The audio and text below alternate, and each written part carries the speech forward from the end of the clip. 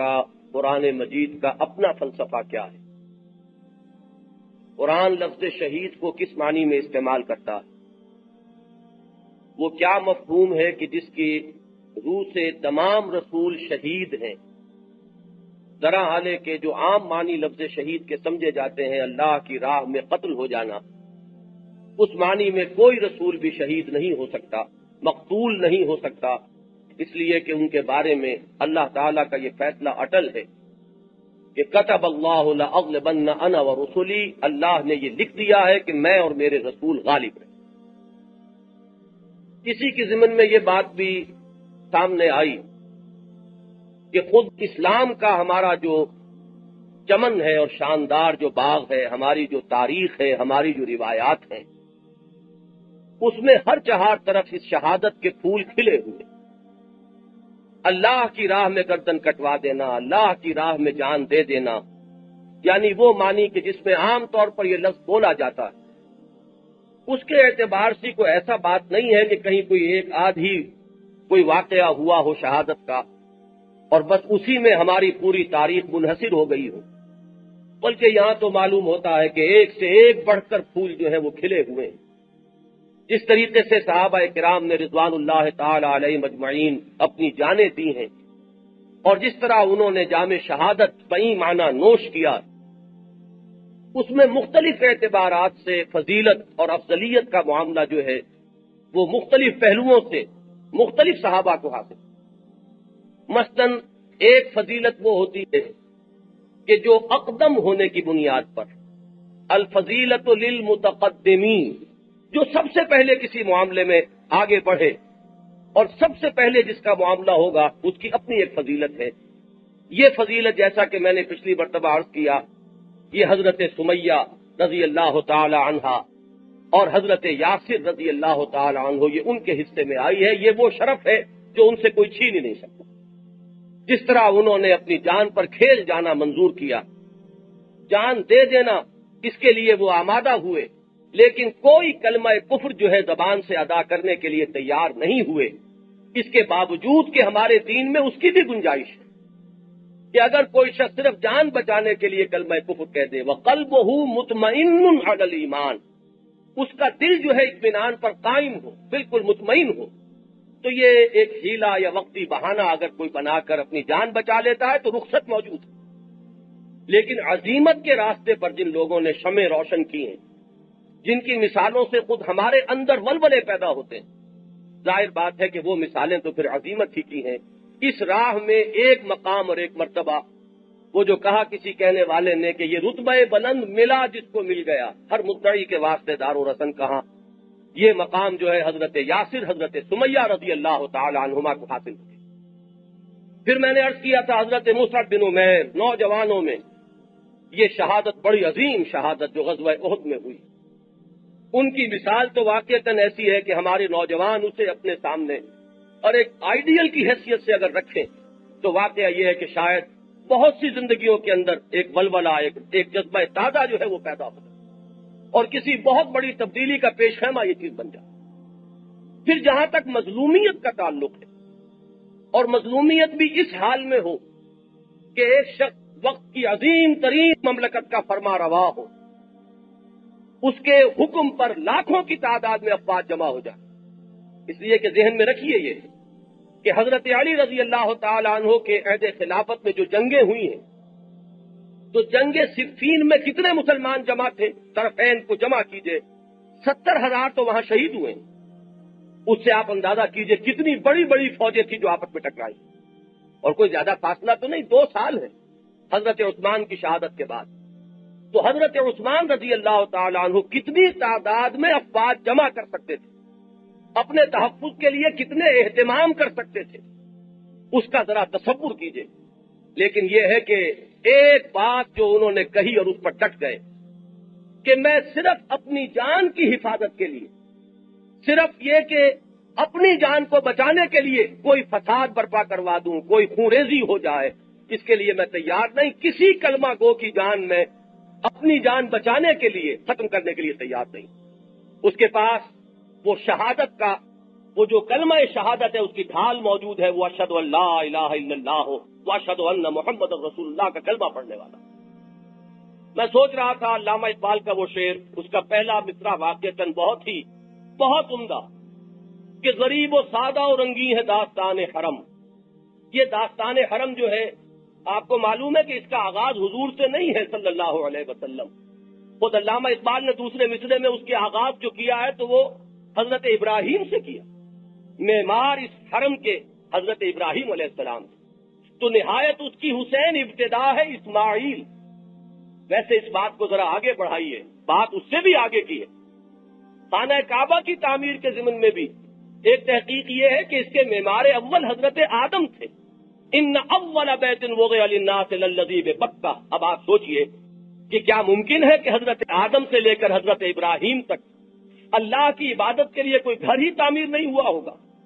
اتنے جلیل القدر نبی آئے ہیں، حضرت شیث آئے ہیں، حضرت ادریس آئے ہیں، رسولوں میں حضرت نوح علیہ السلام جیسی عظیم شخصیت، تو کیا اللہ کی عبادت کے لیے کوئی گھر اس سے پہلے تعمیر ہوا ہی نہ ہوگا؟ یہ عقل میں بھی بات نہیں آتی۔ تو یہ روایت صحیح معلوم ہوتی ہے، یہ تحقیق درست معلوم ہوتی ہے کہ خانہ کعبہ کے معمار اول حضرت آدم علیہ السلام۔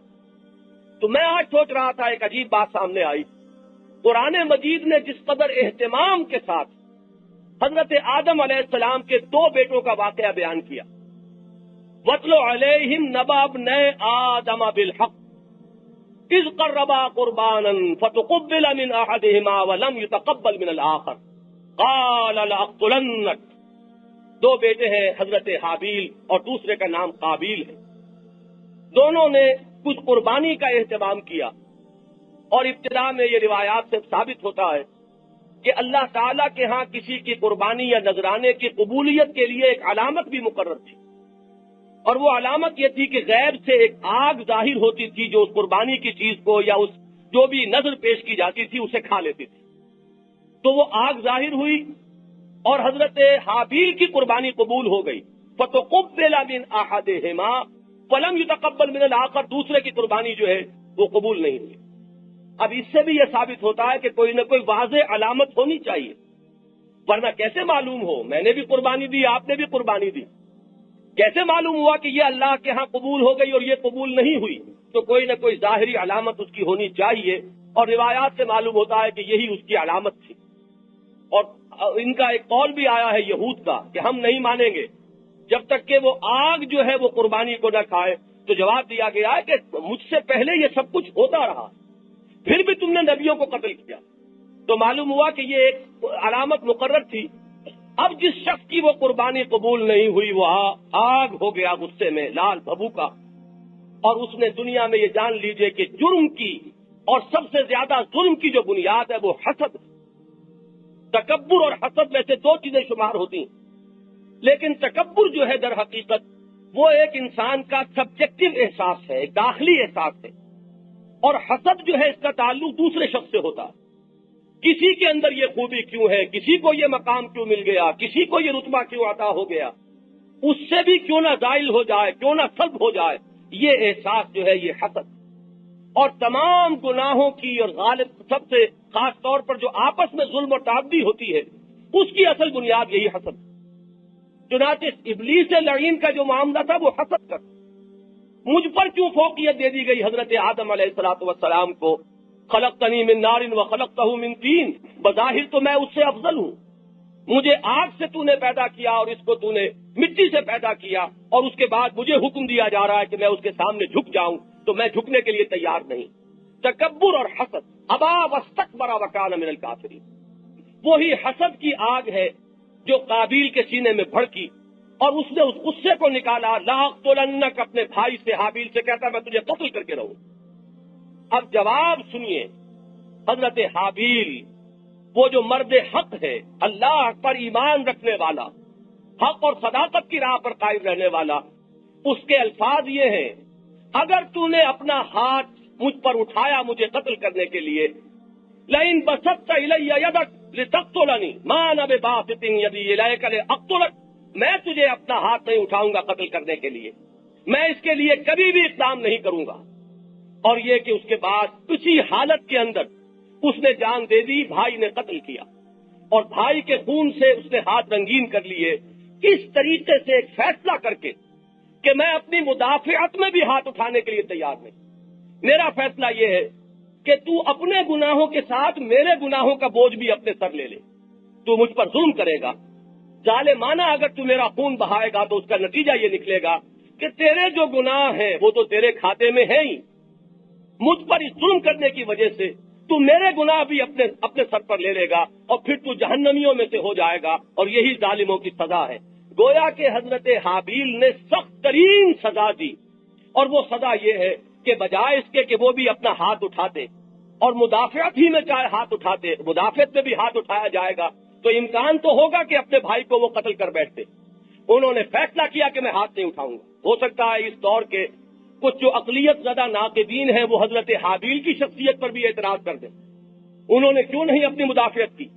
حضرت عثمان رضی اللہ تعالیٰ عنہ پر بھی اسی طرح زبان تان جو ہے وہ کھولی جاتی. انہوں نے کیوں نہیں اپنی حفاظت کی؟ انہوں نے فوجیں کیوں نہیں بلا لی؟ انہوں نے کیوں نہیں ان بلوائیوں کا قلع کما کیا؟ لیکن دیکھیے قرآن مجید ان دو بھائیوں کی داستان لا رہا ہے اور ہماری ہدایت اور رہنمائی کے لیے لا رہا ہے. وَاتْلُ عَلَيْهِمْ نَبَأَ ابْنِ آدَمَ بِالْحَقِّ إِذْ قَرَّبَا قُرْبَانًا فَتُقُبِّلَ مِنْ أَحَدِهِمَا وَلَمْ يُتَقَبَّلْ مِنَ الْآخَرِ قَالَ لَأَقْتُلَنَّكَ. اور انہوں نے وہی فیصلہ کیا، اس پر ڈٹے رہے، اپنی جان دے دی اللہ کی راہ میں. نتیجہ کیا ہوا؟ ایک اعتبار سے، آخرت کے نتیجے کے اعتبار سے جو بدترین سزا ہو سکتی تھی وہ انہوں نے دی کہ میرا خون بہا کر تو نے میری خطاؤں کا بوجھ بھی اپنی گردن پر لے لیا. یہ بات بعین ہی آپ غور کریں گے حضرت عثمان رضی اللہ تعالیٰ. تو میں تو یہ سوچ رہا تھا اگر علامہ اقبال زندہ ہوتے تو میں ان کے دوسرے مصرے کی ایک ترمیم شدہ شکل ان کے سامنے رکھتا، اور کوئی عجب نہیں کہ وہ اس کو پسند فرماتے کہ نہایت اس کی ہے عثمان ابتدا حابیل.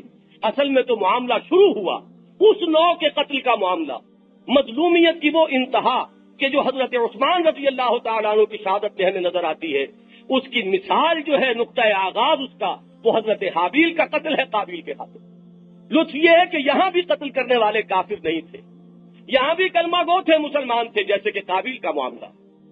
اور یہاں بھی حضرت عثمان نے یہ فیصلہ کیا. ذہن میں رکھیے حضرت علی ایک ایک فرد ان میں لاکھوں پر بھاری، حضرت طلحہ، حضرت زبیر. حضرت زبیر وہ شخصیتیں جن کے بارے میں حضور فرماتے ہیں لِكُلِّ نَبِيٍّ حَوَارِيٌّ وَحَوَارِيَّ الزُّبَيْرِ. ہر نبی کا ایک حواری ہوتا ہے اور میرے حواری زبیر ہیں. وہ زبیر، وہ طلحہ، وہ علی، اور حضرت علی کے دونوں صاحبزادے حضرات حسنین رضی اللہ تعالی عنہم اجمعین یہ اس پر مصر ہے کہ ہمیں اجازت دیجیے، ہمیں لڑنے کی اجازت دیجیے ان بلوائیوں سے، لیکن نہیں، اجازت نہیں مل رہی. اس لیے کہ یہ اگر جرم پر تلے ہوئے ہیں تو میں جب تک کہ یہ اس جرم کا ارتکاب نہ کر لیں ان کے اوپر وہ جرم ثابت نہیں ہے کہ اقدام کر سکتے. یہ میری جان لینا چاہتے ہیں، میں ان لوگوں کے لیے ان کے کوئی بھی فتنے کا دروازہ اپنی جان بچانے کے لیے کھولنا نہیں چاہتا. یہ عزم مصمم، یہ ارادہ، یہ عزیمت، ابھی بات عزیمت کی میں کر رہا تھا. واقعہ یہ ہے کہ عزیمت کا ایک چٹان اور کوہ ہمالیہ اگر کہا جائے حضرت عثمان کو رضی اللہ تعالیٰ عنہ تو یہ بات غلط نہ ہوگی. وہ شہادت ہے حضرت عثمان کی رضی اللہ تعالیٰ عنہ. باقی حضرت عثمان رضی اللہ تعالیٰ عنہ کی شہادت سے جس فتنے کا دروازہ کھلا یہ بات غلط نہیں ہے کہ الفتنۃ الکبریٰ اس کو کہا جائے، اس سے بڑا فتنہ ممکن نہیں. اس کے بعد جو خوریزی ہوئی ہے اس کے لیے ایک واقعہ آتا ہے. میرا وہ کتاب آج کل آؤٹ آف پرنٹ ہے، شہید مظلوم کے نام سے، انشاءاللہ جلدی اسے پھر شائع کریں گے، وہ آپ کے سامنے آ سکے گا. وہ روایت اس میں نے نقل کی ہے کہ حضرت حسن رضی اللہ تعالیٰ عنہ نے اپنا ایک خواب بیان کیا، اور ظاہر بات ہے کہ یہ حضرت علی رضی اللہ تعالیٰ عنہ کی خلافت کے دور کا واقعہ. وہ خواب بیان کر رہے ہیں کہ میں خواب میں دیکھ رہا ہوں کہ اللہ تعالیٰ کا دربار لگا ہوا ہے، اللہ تعالیٰ عرش پر متمکن ہے، ایک پایا اس کا پکڑے ہوئے کھڑے ہیں محمد الرسول اللہ صلی اللہ علیہ وسلم.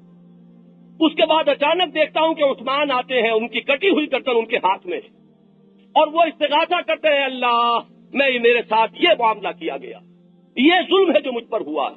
اس پر عرش الہی تھرا اٹھتا ہے اور خون کے 2 پرنالے جاری ہو جاتے ہیں عرش سے زمین تک. یہ خواب بیان کیا حضرت حسن رضی اللہ تعالیٰ عنہ.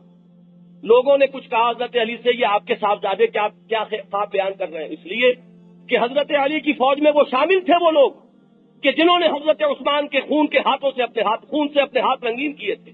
اب ان کے لیے تو یہ خواب جو ہے یہ موت کا پیغام تھا. انہوں نے حضرت علی کے پاس جا کر شکایت کی کہ یہ آپ کے صاحبزادے حضرت حسن کیا خواب بیان کر رہے ہیں. حضرت علی کا قول رضی اللہ تعالی عنہ، انہوں نے فرمایا اس نے جو دیکھا ہے وہ بیان کر رہا ہے، میں کون ہوں اس کو روکنے والا. تو یہ ہے وہ معاملہ کہ حضرت عثمان کی وہ شہادت وہ در حقیقت وہ فتنۃ الکبریٰ کا دروازہ تھا. 84,000 مسلمان پھر ایک دوسرے کی تلواروں سے قتل ہوئے ہیں، ایک دوسرے کی جانیں انہوں نے لی ہیں. اور جیسا کہ میں عرض کر چکا ہوں، وہ شہادت علی الناس، لوگوں پر دین کی گواہی دینا اور پیغام رسالت محمدی کو آگے پہنچانا، اس کا عمل جو ہے رکا رہا پورے عہد خلافت میں حضرت علی رضی اللہ تعالیٰ عنہ. اس کے بعد حضرت حسن کی خلافت ہے 6 مہینے، پھر حضرت معاویہ آتے ہیں رضی اللہ تعالیٰ عنہ. یہاں میں جو بات چاہتا تھا اور جس کا میں نے کل پچھلی مرتبہ اعلان بھی کیا تھا، یہ سارے فتنے جو ہیں یہ دور فتن ہے. حضرت عثمان کی خلافت سے یہ معاملہ شروع ہوا، ان کے قتل شہادت سے، اور حضرت حسین کی شہادت کربلا میں جو ہوئی، یہ گویا کہ ایک دور ہے جس کا آغاز شہادت عثمان اور جس کا ایک وقت تک، اس لیے کہ حضرت معاویہ رضی اللہ تعالیٰ عنہ کا عہد خلافت جو ہے وہ بہت ہی امن و امان کا رہا ہے، تقریباً 20 سال. اس کے بعد یہ واقعہ پیش آ گیا. اس کے بعد بھی پھر بنی امیہ کی خلافت جو ہے ایک طویل عرصے تک بڑی مستحکم خلافت رہی. یہاں صرف میں یہ بتانا چاہتا تھا یہ فتنے اصل میں کس کے اٹھائے ہوئے تھے. ہمارے ہاں بدقسمتی سے کچھ لوگ حضرت عثمان پر تنقید کر دیتے ہیں معاذ اللہ، اور کچھ جواباً حضرت علی پر تنقید کرتے ہیں معاذ اللہ. ان دونوں کے بارے میں یہ بات جان لیجئے کہ یہ در حقیقت دشمنوں کا کام کر رہے ہیں. صحابہ کو بنانا ہدف اپنی تنقید کا یا ان کی نیتوں پر کہیں جا کر حملہ کر دینا، یہ جان لیجئے کہ ناوک نے تیرے خیط نہ چھوڑا زمانے میں یہ بات کہاں تک جاتی ہے. اگر محمد الرسول اللہ صلی اللہ علیہ وسلم کے صحابہ یہی تھے اور یہ آپ کے قریب ترین صحابہ ہیں، حضرت علی بچپن سے حضور کی گود میں کھیل رہے ہیں، پروان چڑھ رہے ہیں، حضور کے گھر میں تربیت پا رہے ہیں. حضرت عثمان کے عقد میں حضور کی 2 بیٹیاں آئی ہیں اور حضور فرماتے ہیں کہ اگر میرے اور بیٹیاں بھی ہوتی تو میں عثمان کے عقد میں دے دیتا. یکے بعد دیگرے 2 جو ہیں حضور کی بنات مطہرات وہ حضرت عثمان کے عقد میں آئیں اور فوت ہو گئی. حضرت عثمان کا وہ مقام ہے ذوالنورین، 2 نوروں والے، جن کے حوالہ عقد میں 2 نور آئے، محمد الرسول اللہ کی 2 بیٹیاں آئیں صلی اللہ علیہ وسلم. اب اگر ان کی نیتوں پر حملہ کریں، حضرت معاویہ جن کو حضور ایمان لانے کے بعد کاتب وحی بنا رہے ہیں، وحی کی کتابت سے بڑا ذمہ داری کا منصب اور کوئی نہیں، وہ حضرت معاویہ رضی اللہ تعالیٰ عنہ جن کی ہمشیرہ ام حبیبہ وہ حضور کے حوالہ عقد میں ہے. اور یہ کون ہے؟ یہ کوئی فتح مکہ کے بعد ایمان لانے والی خاتون نہیں ہے، بالکل ابتدا میں ابو سفیان کی بیٹی ایمان لائی ہے، اور ہجرت حبشہ کرنے والے جو لوگ ہیں ان میں شامل. وہاں حضرت نجاشی نے حضور کی طرف سے وکیل ہو کر جو نکاح ہوا ہے حضور کے ساتھ وہ وہیں ہوا ہے حبشہ میں، وہ ام حبیبہ ہے رضی اللہ تعالیٰ عنہ، ازواج مطہرات میں سے. پھر یہ کہ بڑے بڑے صحابہ عمرو بن العاص جو فاتح مصر ہیں، اب ان کی نیتوں پر معاذ اللہ ثم معاذ اللہ اگر حملے کیے جائیں، یا حضرت علی یا حضرت حسین یا حضرت حسن رضی اللہ تعالیٰ عنہم ان کی نیتوں پر کوئی حملہ کرے تو یہ حملہ کس پر ہے؟ یہ حملہ محمد الرسول اللہ صلی اللہ علیہ وسلم پر. اس لیے کہ یہ لوگ حضور کے تربیت دیے ہوئے تھے، حضور کے شرف صحبت سے جنہوں نے فیض اٹھایا ہے، جن کی ساری تربیت کے اندر نبی اکرم صلی اللہ علیہ وسلم کی صحبت تاثیر صحبت جو ہے اس کو دخل حاصل. یہ وہ لوگ ہیں، چنانچہ وہ خطبے کے اندر آپ نے اکثر سنے ہوں گے وہ جملے، حضور کے خطبات میں یہ الفاظ آتے اللہ اللہ فی اصحابی لا تتخذوهم من بعدی غرضا فمن احبهم فبحبی احبهم ومن ابغضهم فببغضی ابغضهم. اللہ سے بچو، اللہ سے ڈرو، اللہ کے غضب سے بچو. میرے اصحاب کے بارے میں، میرے صحابہ کے بارے میں انہیں ہدف ملامت نہ بنانا، انہیں ہدف تنقید نہ بنانا، ان کی نیتوں پر کہیں حملہ نہ کر بیٹھنا. اللہ اللہ فی اصحابی لا تتخذوهم من بعدی غرضا. اس کے بعد جو قاعدہ کلیہ بیان کیا حضور نے، من احبهم فبحبی احبهم، جو کوئی ان سے محبت کرتا ہے وہ میری محبت کی وجہ سے کرتا ہے. آپ کو معلوم ہے کہ ایک سعادت مند بیٹا اپنے والد کے ملنے والوں کا احترام کرے گا، والد کے فوت ہونے کے بعد ان کا احترام جاری رکھے گا. یہ میرے والد کے ملنے والے ہیں، یہ ان کے دوستوں میں سے ہیں، ان کے پاس اٹھنے بیٹھنے والوں میں سے ہیں. اگر بیٹا سعادت مند ہے تو آپ سوچ لیجئے اس کا طرز عمل کیا ہو. یہ سب روحانی اولاد ہے محمد الرسول اللہ صلی اللہ علیہ وسلم کی، یہ صحابہ کرام. تو آپ یہ دیکھیے کہ حضور کا جس کو احترام ہے، وہ ان کا بھی ادب کرے گا، ان سے بھی محبت رکھے گا. من احبہم فبحبی احبہم، جس کسی نے بھی ان سے محبت کی در حقیقت میری محبت کی وجہ سے محبت کی. اور اس کا جو پھر کانورس ہے وہ ہے اصل بات جو سمجھنے کی ہے. من ابغضہم فببغضی ابغضہم، جو کوئی ان سے بغض رکھے گا، ان سے دشمنی رکھے گا، ان سے عداوت اپنے دل میں پالے گا، اسے در حقیقت بغض مجھ سے ہے، دشمنی مجھ سے ہے. مجھ پر وہ یہ اپنا غصہ نکال نہیں سکتا. اندر کا اندر جو ان کے خبث بھرا ہوا ہے وہ میری ذات کو نشانہ بنا کر تو وہ نکال نہیں سکتے، میرے صحابہ پر نکال رہے ہیں. یہ ہے وہ قاعدہ کلیہ، اس کو ذہن میں رکھیے. وہ چاہے ادھر کے لوگ ہوں چاہے ادھر کے لوگ ہوں، جو شخص بھی شرف سے صحابیت کو مجروح کرتا ہے اپنے قول سے، اپنے عمل سے، کسی اشارے سے، کنایے سے، وہ جان لیجئے کہ وہ در حقیقت حملہ کر رہا ہے ذات محمدی پر علی صاحب الصلاۃ والسلام. پھر سوال پیدا ہوتا ہے تھے کون یہ؟ اتنا بڑا فتنہ کیسے اٹھا؟ اس فتنے کا سلسلہ کیوں دراز ہوا؟ یہ جان لیجئے یہ سازش، یہود کی سازش. میں نے جیسے کہ وہ الفاظ آپ کو سنائے تھے کہ ایک مقام پر کسی لکھنے والے نے لکھا ہے کہ that is the end of Greek bravery but not of Greek treachery. ایک ہے خدا اور ایک ہے دھوکہ اور فریب، وہ اور ہے اور بہادری اور ہے. اللہ تعالیٰ کے دین نے جب فتح حاصل کی، محمد الرسول اللہ صلی اللہ علیہ وسلم کو جب غلبہ حاصل ہوا، تو وہ لوگ کہ جن کے دلوں میں عداوت تھی اور بغض تھا وہ وقتی طور پر دبک گئے، لیکن بعد میں انہوں نے وہ خوب سپنا، وہ بغض اور وہ عداوت نکالی. اس کے لیے سازشیں، اس کے لیے سیبوٹاج، اس کے لیے دین محمدی کا حلیہ بگاڑنے کی پوری کوشش. یہ سارا در حقیقت فتنہ یہود ہے. لیکن اس سے پہلے کہ میں آپ کو بتاؤں کہ یہ یہود کا فتنہ کس طرح ہم پر حملہ آور ہوا ہے، کس کس پہلوؤں سے اس نے ہمارے اوپر حملے کیے ہیں، میں یہ چاہتا ہوں کہ تاریخ کی ایک مثال پہلے آپ کے سامنے رکھ دوں. مبادا کسی کو یہ خیال ہو کہ کیا اتنا بڑا فتنہ یہودیوں کا اٹھایا ہوا ہے؟ یہ 84,000 مسلمان جو قتل ہو گئے، یہ صرف ایک یہودی کی سازش ہے. ایک یہودی کی سازش، اور اتنی نتیجہ خیز کہ اس سے اتنے بڑے بڑے فتنے عالم اسلام میں پیدا ہو گئے. اور یہ 84,000 تو وہ 4.5 سال کے دوران ہوا ہے. اس کے بعد اس فتنے نے، اس کے جو برگ و بار ہماری پوری تاریخ کے دوران آئے. آپ اگر حملہ دیکھیں گے ہلاکو کا اور فال آف بغداد کا مطالعہ کریں گے، وہاں بھی آپ کو اس فتنے کے برگ و بار نظر آ جائیں گے. یہ ترکش مارا خدنگ آخری، یہ ٹیپو سلطان جو تھا شیر ہند، کہ جو واقعہ یہ ہے کہ اگر اس کا وہ چراغ زندگی کا اس وقت گل نہ ہو گیا ہوتا تو بر صغیر کی تاریخ کا دھارا بالکل اس کا رخ بدل چکا ہوتا. جس کے پہنچے ہوئے تھے نمائندے جو دربار خلافت میں، اور وہاں سے وہ معاملات طے ہو رہے تھے. لیکن یہ کہ عین وقت پر کس نے سازش کی، یہ سارے وہی آپ کا تانا بانا پوری اسلامی تاریخ میں نظر آئے گا. غداریوں کی داستان کے پیچھے وہی فتنہ نظر آئے گا. اس فتنے کو اچھی طرح پہچانیے. لیکن مبادا کسی کو یہ خیال ہو کہ یہ ایک شخص کے ذہن کے اندر اتنی بڑی بات کیسے آ سکتی ہے، تو میں اس کی مثال پہلے آپ کو دے دوں، اور اسی کا میں نے اعلان کیا تھا. حضرت مسیح علیہ السلام کے بارے میں ہمارا ایمان کیا ہے ذرا ذہن میں لائیے. اللہ کے رسول جلیل القدر پیغمبر، وہ وہی تعلیم لے کر آئے جو تمام رسولوں کی تعلیم تھی. ان کی تعلیم رسولوں کی تعلیم سے کہیں جدا نہیں تھی. نعوذ باللہ ثم نعوذ باللہ، تثلیث کے بارے میں ہم ایک لہجے کے لیے یہ گمان نہیں کر سکتے کہ حضرت مسیح علیہ السلام کی طرف بھی اس کی کوئی نسبت ہے اس عقیدے کی. معاذ اللہ ثم معاذ اللہ. توحید کامل کی دعوت دینے کے لیے تمام رسول آئے.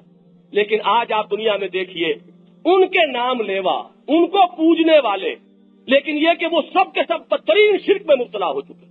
توحید جو ہے بالکل ختم، اور اس کی جگہ تثلیث، وہ کہیں شرک خفی کی شکل میں نہیں، شرک جلی کی صورت میں. الوہیت میں باقاعدہ اقنوم کی حیثیت سے حضرت مسیح کو شامل کر دیا گیا.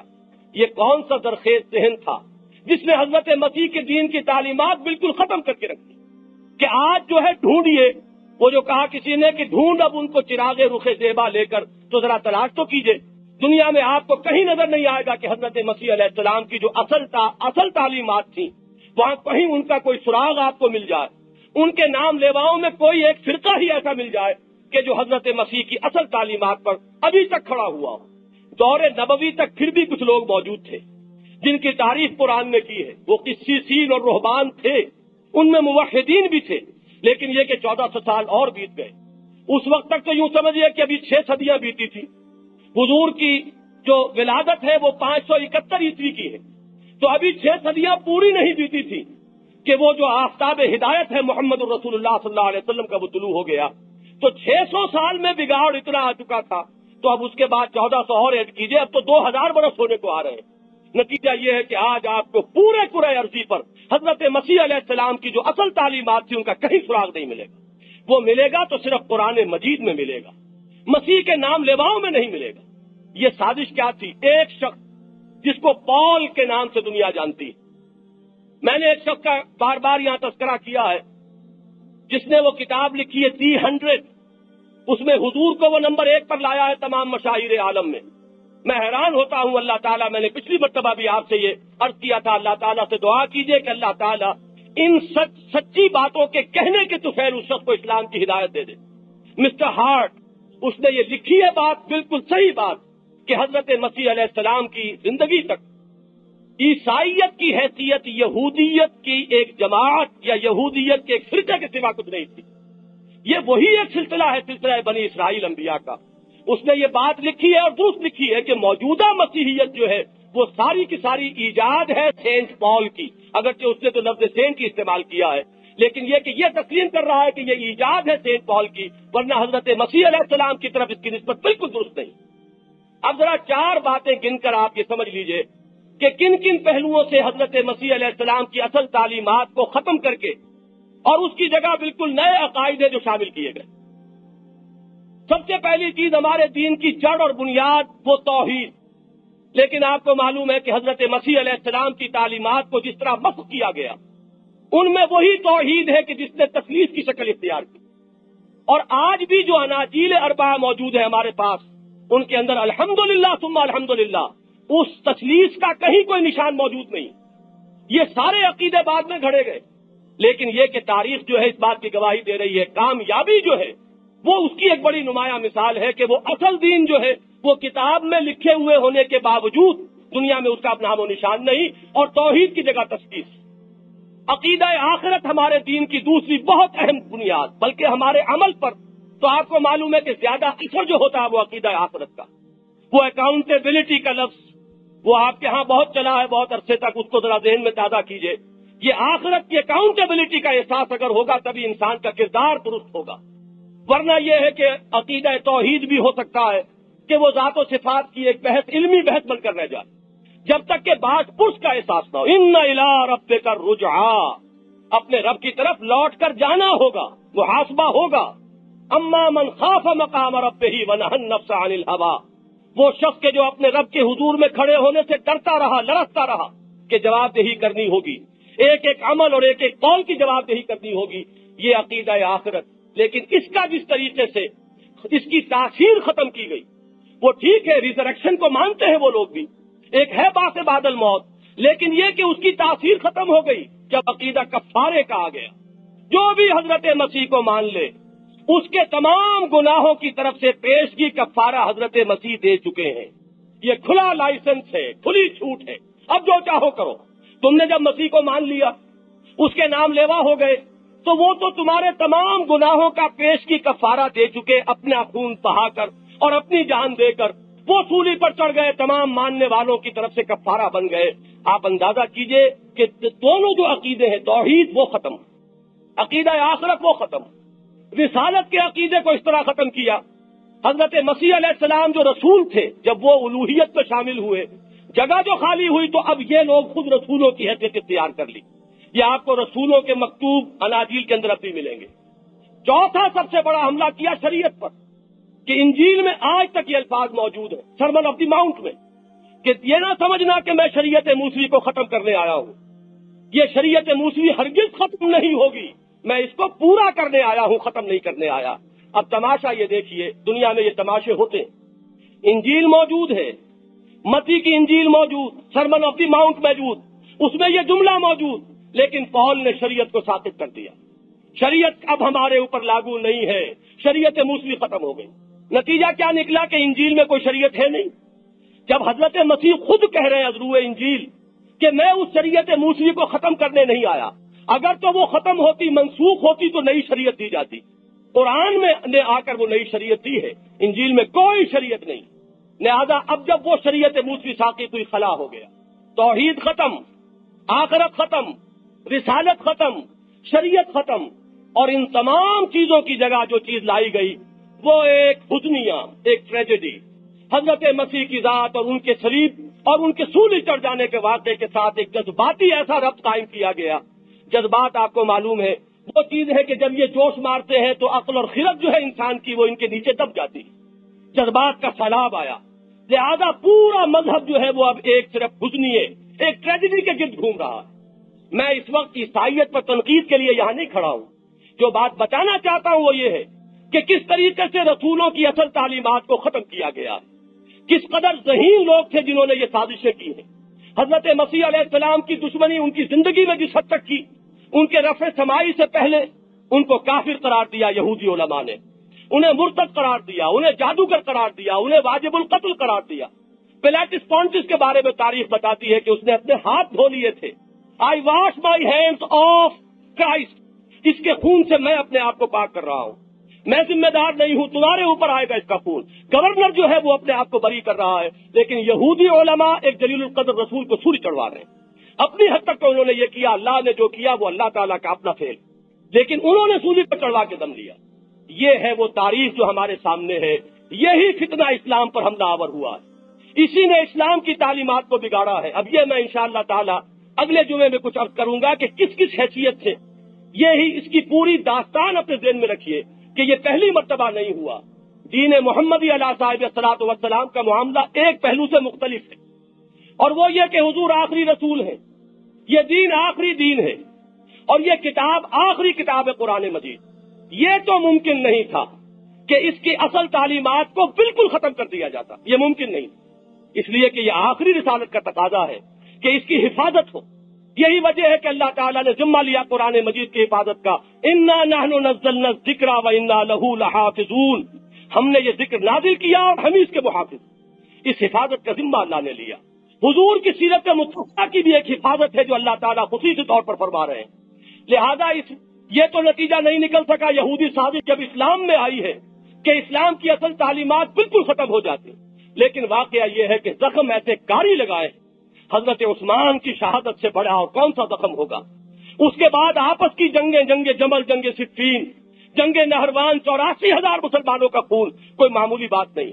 پھر حادثہ کربلا ہے، اور پھر جیسا کہ میں نے عرض کیا تاریخ کے اندر جا بجا آپ کو اس سازش کے شاخسانے نظر آئیں گے، اسی کے برگ و بار ہیں، اسی کی صدائے بازگشت ہے جو بار بار سننے میں آ رہی ہے۔ یہ یہودی سازش کو پہچانیے۔ ہم بدقسمتی سے آپس میں دست و گریبان ہیں، وہ ان پر تنقید کر رہے ہیں، وہ ان پر تنقید کر رہے ہیں۔ کسی نے حضرت عثمان کو متہم کر دیا ہے، کوئی حضرت علی پر الزام لگا رہا ہے، معاذ اللہ۔ یہ در حقیقت ہم سب کے سب ان کے اعلی کار بن رہے ہیں، اس فتنے کے ہاتھ مضبوط کر رہے ہیں۔ انسان یہ سمجھے کہ اصل دشمن ہمارا کون ہے، ہمارے مابین اختلافات کی یہ آگ کس نے لگائی، اصل سازش کون سی جس میں غیر شعوری طور پر دونوں طرف سے کچھ لوگ اعلی کار بن گئے ہیں، شکار بن گئے۔ میں نے اپنی ٹاؤن ہال والی تقریر میں بھی یہ بات عرض کی تھی کہ اگر کسی شخص کا یہ خیال ہو کہ حضرت ابو بکر، حضرت عمر، حضرت عثمان تمام صحابہ میں افضل ہے، یہ خیال اپنی جگہ 100% درست، لیکن اگر اس شخص کے اس خیال کی وجہ حضرت علی سے کوئی بغض اور عداوت ہو تو وہ شخص مردود ہے۔ اسی طریقے سے اگر کوئی شخص حضرت ابو بکر، حضرت عمر، حضرت عثمان رضی اللہ تعالی عنہم کو کوئی برے ناموں سے یاد کرے، کوئی تبرہ کرتا ہے، گالیاں دیتا ہے، وہ حضرت علی کی محبت کو صرف آڑ بنا رہا ہے، وہ حقیقت میں حضرت علی رضی اللہ تعالی عنہ کا محبت کرنے والا نہیں ہے۔ اگر ہوتا تو کبھی ممکن نہیں تھا کہ وہ اصحاب ثلاثہ کے ساتھ کوئی بغض اور عداوت رکھے۔ اصل میں یہ آگ ہے کہ جو ایک سازشی ذہن نے بھڑکائی اور وہ بھڑکتی چلی آئی، تو ضرورت اس بات کی ہے کہ اس سازشی ذہن کی نشاندہی کی جائے، اصل دشمن کو پہچانا جائے، تاکہ دونوں طرف سے جو انتہا پسند قسم کے لوگ ہیں ان کی جو غلطی ہے وہ آشکارا ہو جائے۔ تو اصل میں مقصد یہ ہے، نیت یہ ہے، یہ نہیں ہے کہ خام خواہ کسی بھی اختلاف کو ہوا دی۔ میں نے پچھلی مرتبہ عرض کیا تھا کہ یہ سارا فساد جو امت کے اندر پیدا ہوا ہے یہ اصل میں یہود کے سازشی ذہن کا نتیجہ ہے، ان کے عداوت اور بغض کا بس، ایک بڑی گہری سازش، بڑی گہری چال جو نبی اکرم صلی اللہ علیہ وسلم کی نبوت و رسالت اور دین محمد علیہ صاحب الصلاۃ والسلام کے خلاف یہود نے تیار کی، یہ اسی سازش کے شاخسانے ہیں، یہ اسی کے مظاہر ہیں، یہ اسی کے نتائج ہیں کہ جو آج ہمارے سامنے۔ میں اس سلسلے میں ایک بات عرض کر دوں، مبادا کسی کو یہ خیال ہو کہ کیا کسی ایک قوم کی سازش جو ہے وہ اتنی گہری بھی ہو سکتی ہے۔ علامہ اقبال نے جو بات کہی تھی آج سے 50 سال پہلے، نصف صدی بیشتر، فرنگ کی رگے جہاں پنجے یہود میں ہے، ان کا یہ مشاہدہ تھا، ایکوٹی آف ویژن، مشاہدے کی واقعتاً یہ گہرائی ہے کہ انہوں نے اس وقت یہ بات سمجھ لی تھی کہ یورپ کی پوری فضا پر، ان کی ساری سیاست پر، ان کی تمام قومی پالیسیوں پر اس وقت یہود کی سازش کی چھاپ لگی۔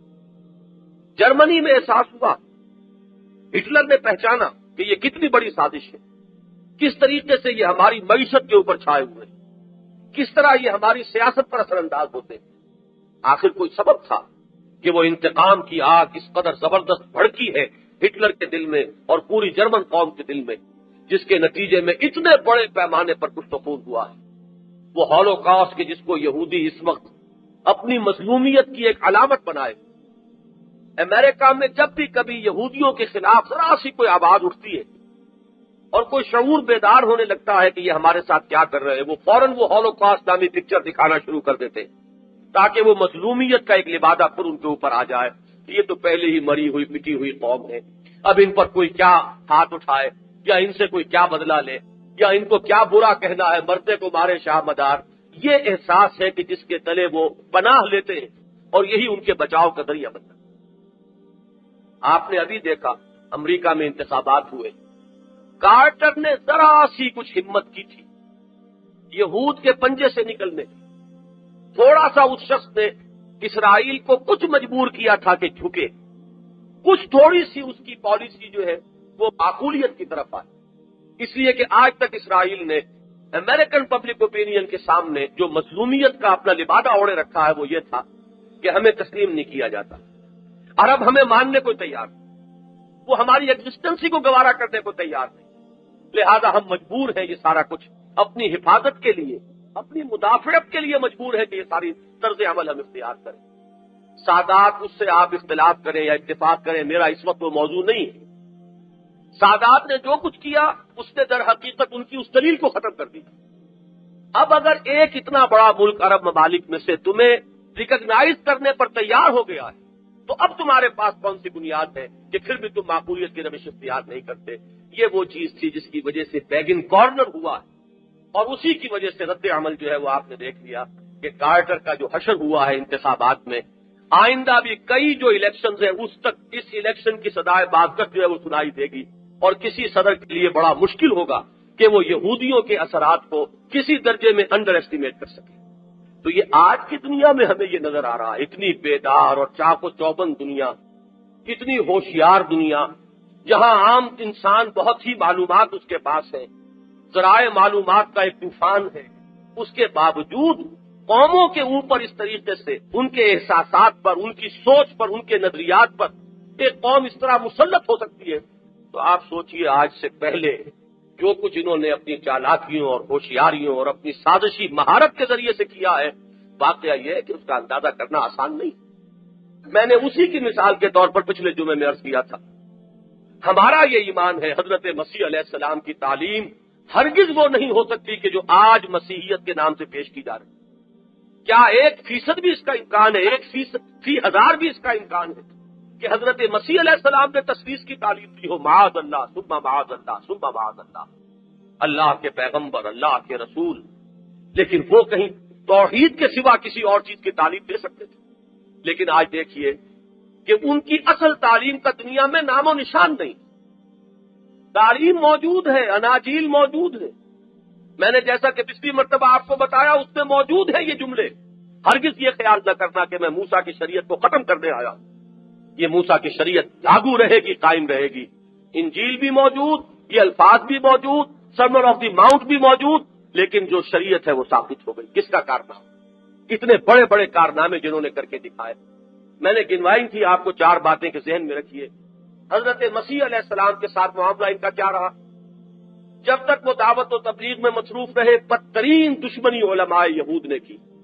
انہیں مرتد قرار دیا، انہیں کافر قرار دیا، انہیں جادوگر قرار دیا، ان کو واجب القتل قرار دیا، اور اپنے بس پڑتے تو وہ بہرحال سولی تک پہنچا کر انہوں نے دم لیا۔ اللہ نے جو معاملہ کیا وہ معاملہ مختلف ہے۔ وما قتلوہ وما صلبوہ، اللہ تعالیٰ نے انہیں اٹھا لیا اور ان کا نزول ہوگا۔ ابھی وہ زندہ ہے، ان کی وہ حیات جو ہے اس کا ابھی سلسلہ جاری ہے۔ وہ نزول عیسیٰ کے بعد پھر ان کے اوپر موت جو ہے وہ فطری موت وارد ہے۔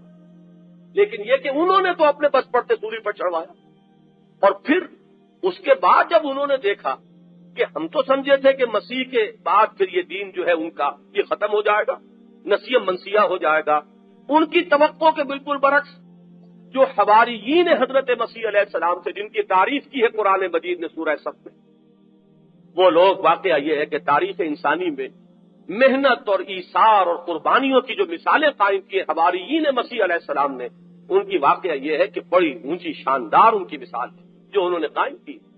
اس کے نتیجے میں حضرت مسیح علیہ السلام کا کہ معتقدین کا جب دائرہ بڑھنا شروع ہوا تو اب وہ یہودی سازش جو ہے اس نے ایک پیترا بدلا۔ ایک یہودی عیسائیت کا لبادہ اوڑھتا ہے۔ پال جو اپنے حضرت مسیح علیہ السلام کے اس حیات عرضی کے دوران اس وقت تک تو وہ شدید دشمن تھا، لیکن اس کے بعد جب دیکھا کہ یہ تو معاملہ جو ہے یہ مشت خاک تو ایک بڑی آندھی بنا چاہتی ہے، تو اب اس نے پیترا بدلا۔ اس نے کچھ خواب اپنے سنانے شروع کیے۔ حضرت مسیح علیہ السلام کی طرف سے مجھے بشارتیں ملی ہیں، میں اب مسیحیت اختیار کرتا ہوں۔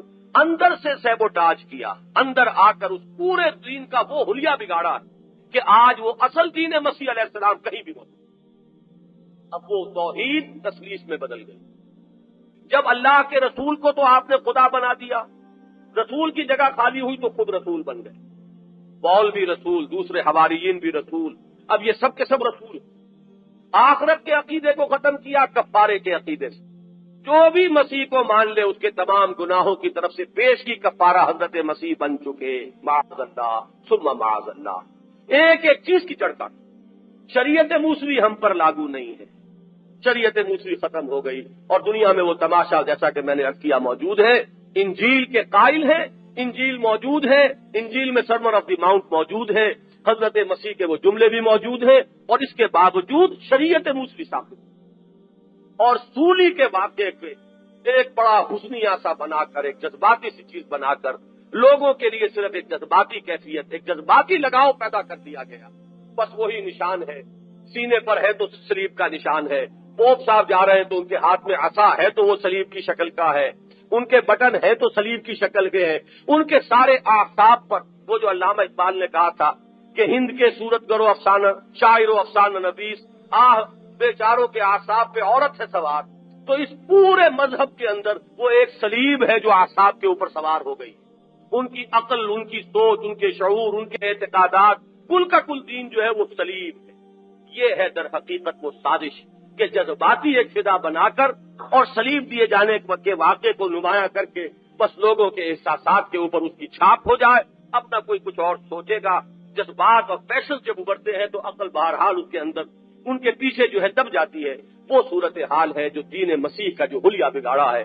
میں نے پچھلی مرتبہ بھی کہا تھا اور میں دعا کر رہا ہوں اللہ تعالیٰ اس شخص کو اس کلمہ حق کہنے کی وجہ سے اسلام کی نعمت عطا فرما دے، ایمان کی دولت عطا فرمائے۔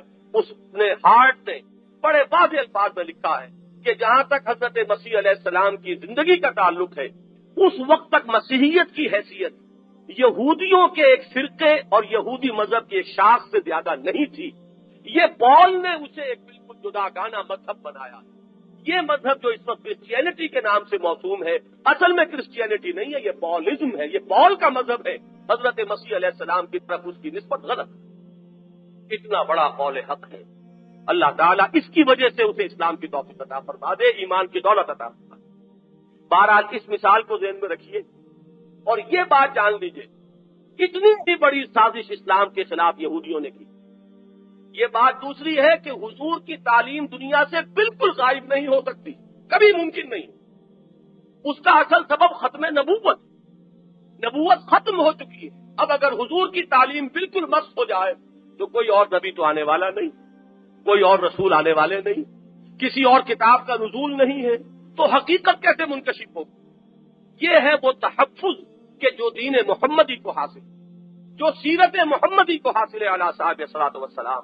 یہ تحفظ خصوصی نہ ہوتا تو واقعہ یہ ہے کہ یہودیوں کا وار, یہودی سازش جو ہے وہ اس قدر گہری تھی, اتنی کاری تھی, یہ وار اتنا کاری تھا کہ وہی حشر ہو جاتا کہ جو دین مسیح کا ہوا ہے, دین محمد کا بھی, نعوذ باللہ من ذالک.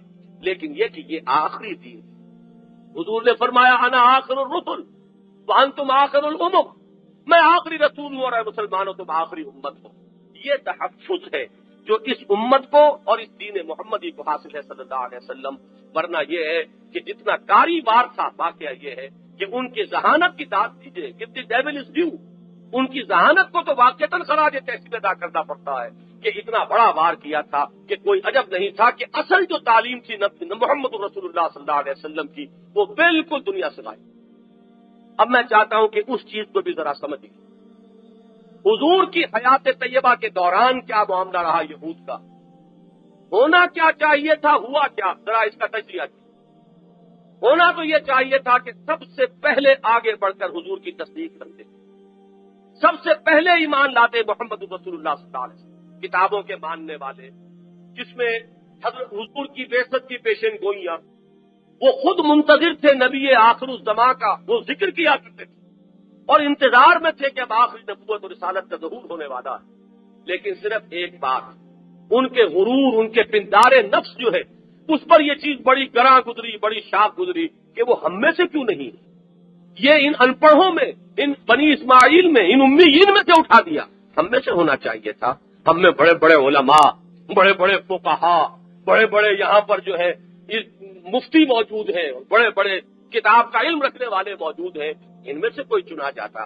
یہ وہاں بنی اسماعیل میں یہ نعمت کیوں چلی گئی؟ یہ حسد, یہ بغض, یہ عداوت اور یہ تکبر نفس تھا جو آڑے آ گیا. جن کو سب سے پہلے آگے بڑھ کر تصدیق کرنی چاہیے تھی وہی سب سے بڑھ کر دشمن. چنانچہ میں نے جو آیت آپ کو آج سنائی ہے سورہ مائدہ کی, قرآن مجید گواہی دے رہا ہے, لَتَجِدَنَّ أَشَدَّ النَّاسِ عَدَاوَةً لِلَّذِينَ آمَنُوا الْيَهُودُ وَالَّذِينَ أَشْرَكُوا.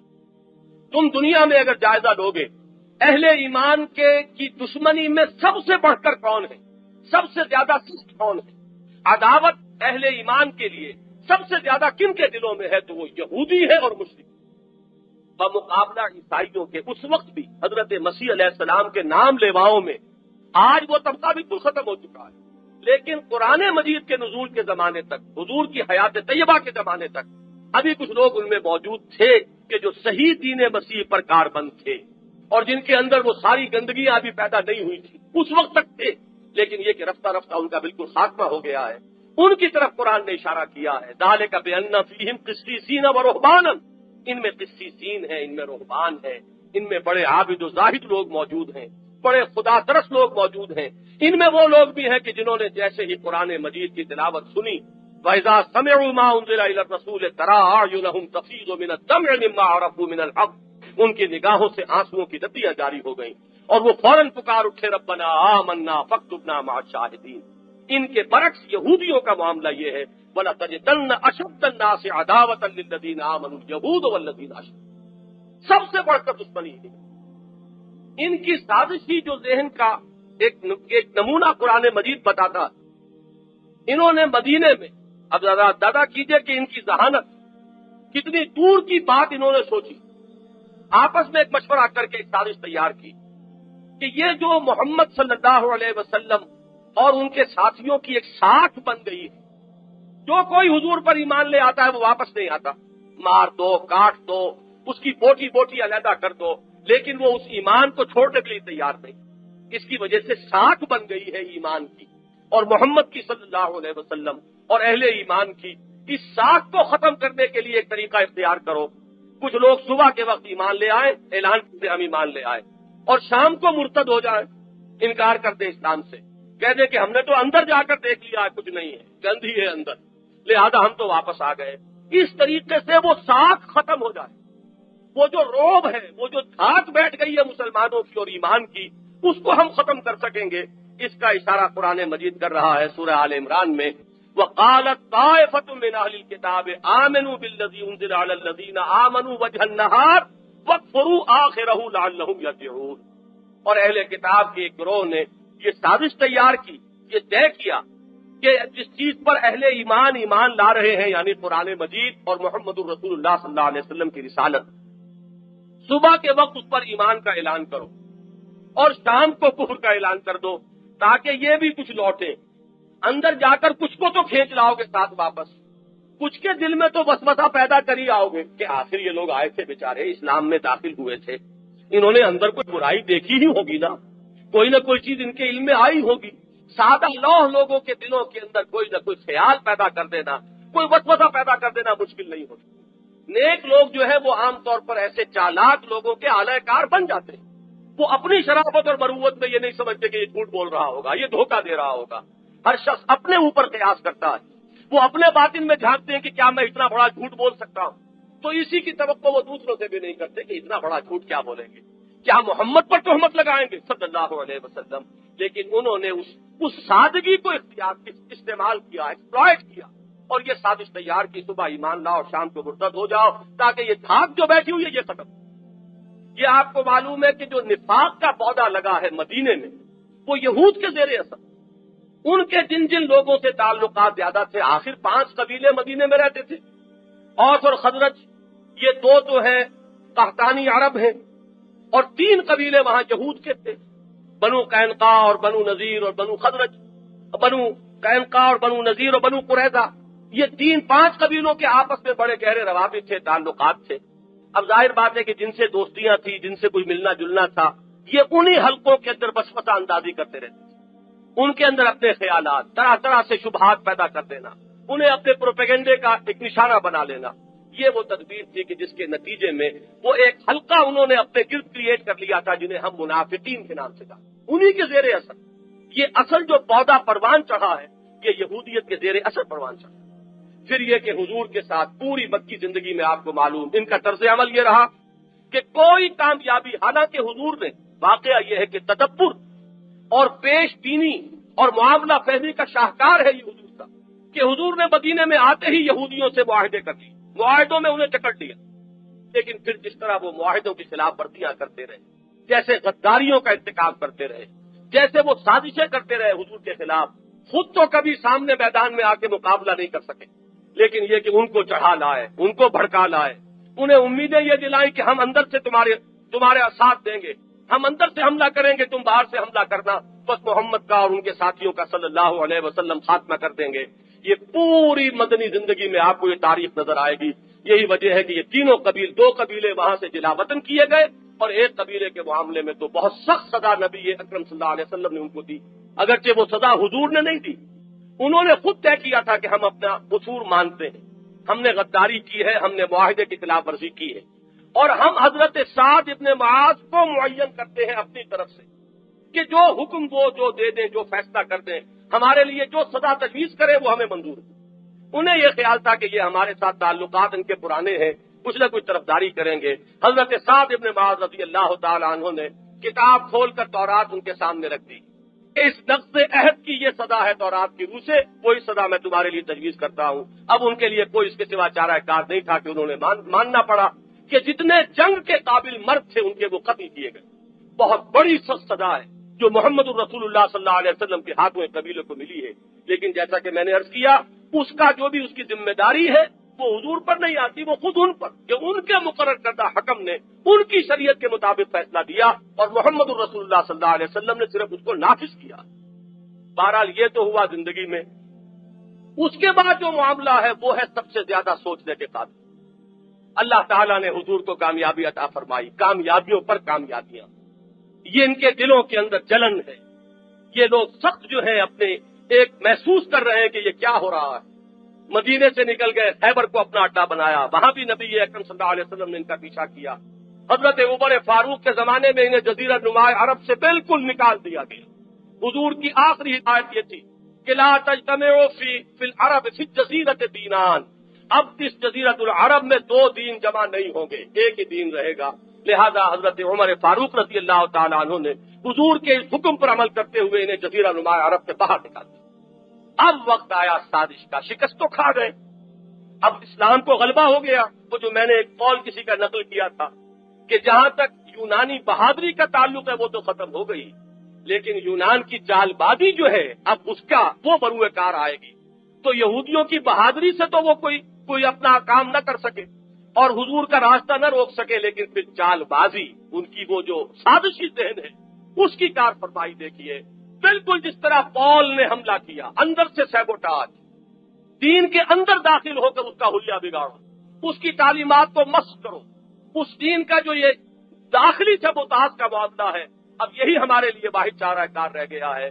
صنعاء سے چلتا ہے کہ یہودی عبداللہ ابن سبا اس کا نام، اور وہ شخص جو ہے وہ ایک سازش تیار کرتا ہے، اس نے کچھ نئے نئے عقیدے کھڑے۔ یہ جان لیجئے ایک بات، دنیا میں ہمیشہ سازشی ذہن کے لیے مجھ سے ایک سوال بھی کیا گیا تھا، میں اس کا جواب دے رہا ہوں اصل میں، کہ کیا وجہ ہے کہ اس نے یہی راستہ اختیار کیا، حضرت علی رضی اللہ تعالیٰ عنہ کی ذات ہی کو کیوں اس نے اپنا نشانہ بنایا ہے، اپنی سازش کا تانا بانا ان کی شخصیت کے گرد کیوں اس نے بنا؟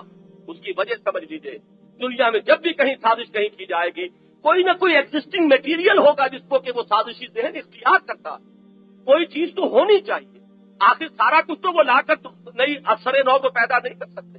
جیسے کہ حضور کی حیات طیبہ کے دوران اوس اور خزرج کے درمیان جو پرانی دشمنی ہوا کرتی تھی، یہ یہودی انہی کو بھڑکاتے تھے، منافق یاد دلا دیتے تھے اوس اور خزرج، یہ اوس اور خزرج دونوں ایمان لے آئے، ان کی یہ پشت ہا پشت سے جو دشمنی تھی وہ اخوت دینی میں تبدیل ہو گئی۔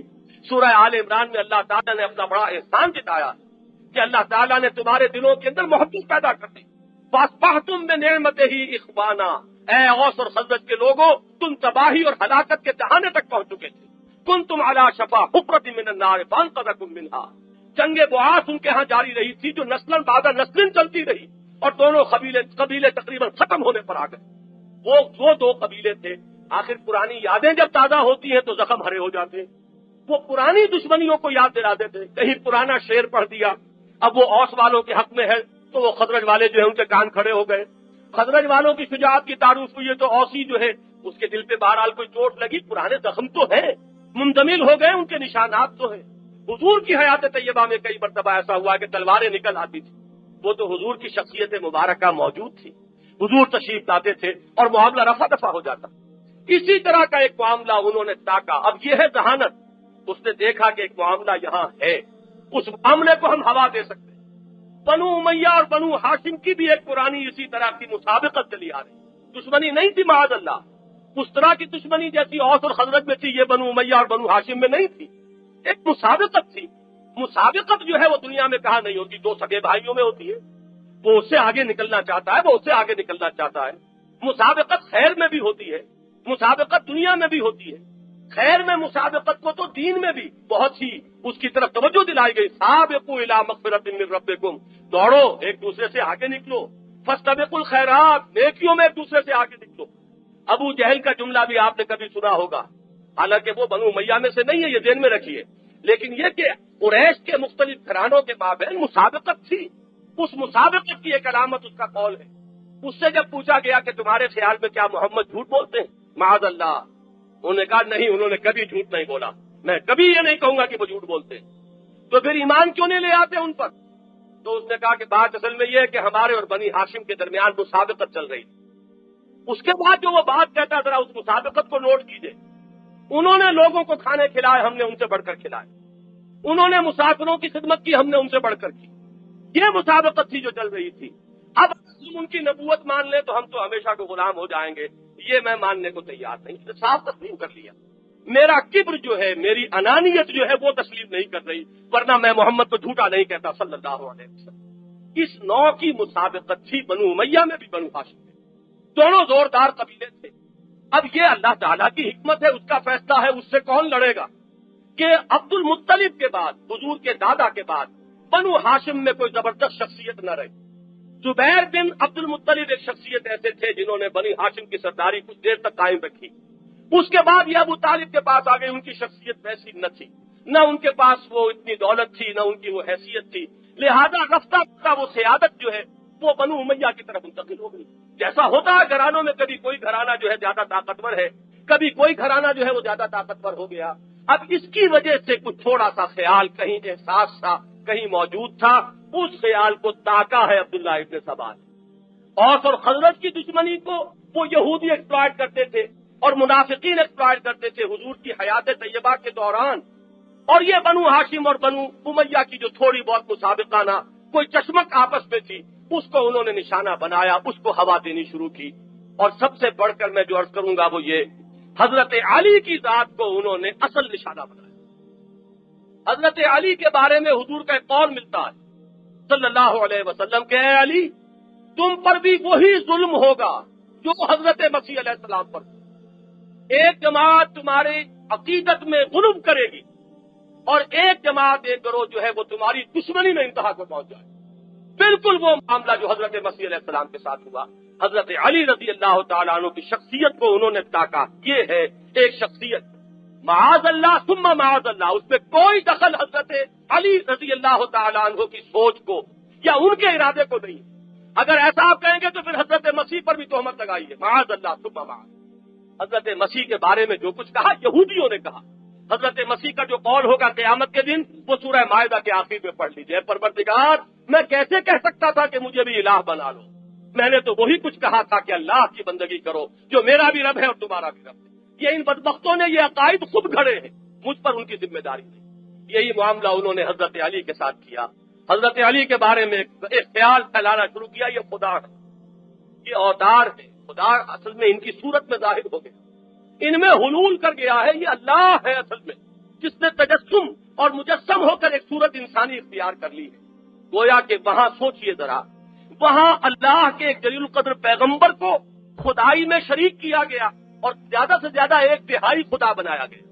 تثلیث میں کا ایک، تین اقانیم میں کا ایک اقنوم حضرت مسیح علیہ السلام کو بنایا گیا۔ یہاں حضرت علی رضی اللہ تعالیٰ عنہ کو جو رسول نہیں ہے، ایک امتی ہے، ان کو اٹھا کر خود خدا بنا دیا گیا۔ یہ اللہ ہے۔ اور یہ آپ دیکھیں گے علامہ کشی ایک بہت بڑے ماہر رجال، ان کی کتاب جو ہے رجال کشی، ہمارے جو اہل تشیع حضرات ہیں ان کے ہاں رجال کی سب سے مستند کتاب ہوئی، اس میں سیدنا محمد باقر رحمہ اللہ جو ان کے 12 اماموں میں سے ایک امام ہے، میں لفظ امام استعمال نہیں کیا کرتا اس لیے کہ یہ در حقیقت ہمارے نقطۂ نظر کے خلاف ہے، ہم تو حضرت کہیں گے، حضرت حسین، حضرت حسن، حضرت علی، حضرت ابو بکر، حضرت عمر، یہ جو دوسری اصطلاح ہے یہ بالکل ایک عقیدے کا فرق ہے، یہ اس کو استعمال کرتے ہیں اس لفظ کو اپنے عقیدے کے تحت، ہمارے نزدیک وہ معاملہ نہیں ہے۔ حضرت باقر رحمہ اللہ، محمد باقر، ان کا یہ قول رجال کشی کے اندر موجود ہے کہ اس عبداللہ ابن سبا نے کان یزعم کان یدعی النبوۃ لنفسہ، خود تو وہ اپنے آپ کو نبی قرار دیتا تھا، بالکل جیسے پال نے اپنے آپ کو تو رسول قرار دیا، حضرت مسیح کو خدائی میں شریک کر دیا، انہیں اوپر اٹھایا تو جو جگہ خالی ہوئی اس پر خود بیٹھ گیا۔ بین ہی وہی معاملہ عبداللہ ابن سبا نے کیا کہ خود کو وہ نبی اور رسول کہتا تھا، اور مزید اس نے حضرت سلمان فارسی کے بارے میں بھی مشہور کیا، یہ بھی نبی ہے، یہ بھی رسول ہے، اور باقی حضرت علی وہ تو اللہ ہے، وہ تو خود اللہ ہے جس نے یہ شکل اختیار کر لی۔ اس کتاب میں یہ موجود ہے، صفحہ 70 پر اس کا حوالہ دیکھیے گا کہ اس کے اندر یہ موجود ہے۔ حضرت علی کو جب خبر ہوئی بلایا اور اس شخص سے بات پوچھ کی کیا تم یہ کہتے ہو؟ اس نے کہا ہاں میں یہ کہتا ہوں، میرا یہ عقیدہ ہے۔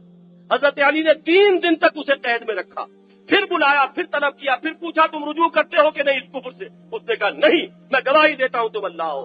حضرت علی نے اس کو جلوا دیا، لیکن یہ کہ یہ آگ پھیل چکی تھی، اس سے پہلے وہ یہ خیال بہت سے لوگوں کے دلوں میں ڈال چکا تھا، ایک شخصیت پرستی کا ایک حیولہ تیار ہو چکا تھا، توحید کے حرم میں نقب لگائی جا چکی تھی، اور ایک انسان پرستی کا جذبہ جو ہے پیدا کیا جا چکا تھا۔ آج آپ دیکھیے وہ سازش کہاں سے کہاں تک پہنچی۔ ہمارے جہلا کی زبانوں پر یا علی مدد، وہ جن کو تعلیم یہ دی گئی ہو کہ خدا کو پکارو، جب بھی تمہیں پکارنا ہو اللہ کو پکارو، لا تدعوا مع اللہ احدا، اللہ کے سوا کسی کو مت پکارو۔ یہی تو توحید ہے، یہی تو تعلیم دینے محمد الرسول اللہ آئے تھے صلی اللہ علیہ وسلم، لیکن بالکل بے سمجھے بوجھے غیر شعوری طور پر، اسی کو کہتے ہیں سازش کا کمال۔ وہ آپ کی سوچ سے نہیں، وہ کہیں وہ کسی بیک ڈور سے، کہیں وہ کسی چور دروازے سے آپ کے ذہن میں کچھ چیزیں داخل کر دیتے ہیں، اس کے آپ کی سوچ کو اس میں دخل نہیں ہوتا، غور و فکر کر کے آپ اسے اختیار نہیں کرتے، بلکہ کہیں وہ سازشی طور پر وہ چیزیں آپ کے ذہنوں میں بٹھا دی جاتی ہیں۔ آج ہمارے جہلا، ہمارے عوام، نہ معلوم کتنے نیک نیت لوگ ہیں جنہیں کچھ پتہ نہیں کیا کہہ رہے ہیں، کتنا بڑا شرکیہ جملہ ہے جو زبان سے نکل رہا ہے۔ ہر جگہ پر میدان میں جہاں کہیں نعرہ لگے گا مسلمان جو ہے وہ مدد مانگے گا تو یا علی مدد وہ پکار رہا ہے، اور علی مشکل کشا ہے، مشکل کشا اللہ کے سوا کوئی نہیں۔ یہی تو تعلیم دینے آئے تھے محمد رسول اللہ صلی اللہ علیہ وسلم، لیکن اس تعلیم کو کیسے ختم کیا گیا۔ اور یہ معاملہ میں عرض کر دوں، یہ کوئی اہل تشیع کا نہیں ہے، یہ تو میں سنیوں کی بات کر رہا ہوں، یہ تو وہ سنی عوام ہے جن کے زبانوں کے اوپر یہ نعرے چڑھ گئے ہیں، علی مشکل کشا ہے اور علی سے مدد مانگی جا رہی ہے۔ اور ہمارے ہاں شاعرانہ وہ جو انداز کچھ ہمارے شعراء نے، جن کو میں کہوں جوہلا کہوں تو غلط نہ ہوگا، حضور کے بارے میں بھی کہا کہ وہی جو مستوی عرش تھا خدا ہو کر، اتر پڑا وہ مدینے میں مصطفیٰ ہو کر، انا للہ و انا الیہ راجعون۔ انکارنیشن کسے کہتے ہیں؟ حلول کا عقیدہ کیا ہے؟ کرشن جی مہاراج کے بارے میں ہندوؤں نے اس سے بڑھ کر اور کیا کہا ہے؟ یہی تو تصورات تھے جن کی نفی کے لیے یہ دین توحید آیا تھا، لیکن یہی چیزیں آپ کو حضرت علی کے بارے میں مل جائیں گی۔ کسی نے ایسے ہی بے سمجھی میں کہہ دیا ہے، گرچہ خدا کی ذات نہیں ہے علی کی ذات، لیکن نہیں ہے ذات خدا سے جدا علی۔ اب ایک شعر ہے، ایک کہہ دیا گیا ہے، لیکن سننے والوں کے اوپر کیا اثر پڑے گا؟ عام شخص جب اس کو سنے گا پڑھے گا تو اس کا ذہن جو ہے وہ کدھر جائے گا؟